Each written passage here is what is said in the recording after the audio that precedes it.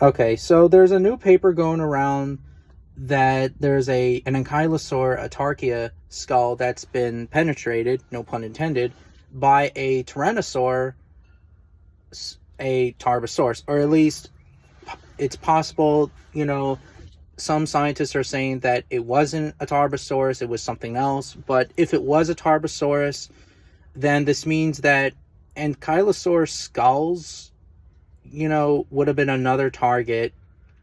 And since there are a lot of predators, most predators today can bite the skull of a prey animal, such as jaguars. Jaguars have been known to bite the skulls of caimans, you know, since they have very powerful jaws, and also peccaries as well.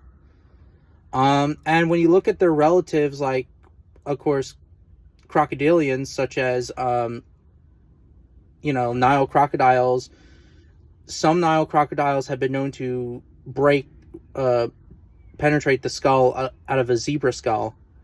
So, this would make sense that Tarbosaurus or even Tyrannosaurus Rex or even other Tyrannosaurid would if it was desperate to hunt an ankylosaur, obviously besides flipping over the body and, biting the stomach, it would probably bite the skull of the ankylosaur.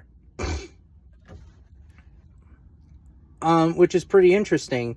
Now, they are saying that this animal survived a little bit from the attack, and it died like maybe a couple of days or maybe weeks later, which would make sense.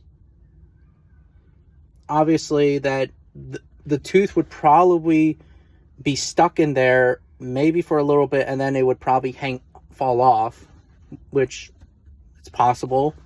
But yeah, I suggest you guys read the paper for yourself. It's very interesting.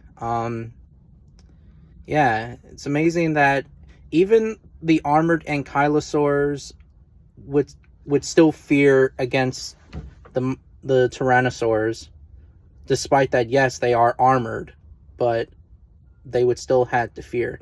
And of course, tyrannosaurs would still have a hard time, but with ankylosaurs, but maybe some of them that are lucky that would defeat an ankylosaur. Not to be fanboy or anything. And yes, I know that ankylosaurs such as Tarkia, ankylosaurs itself, Euoplocephalus, and etc. are very, very hard to take down, but some can and some don't.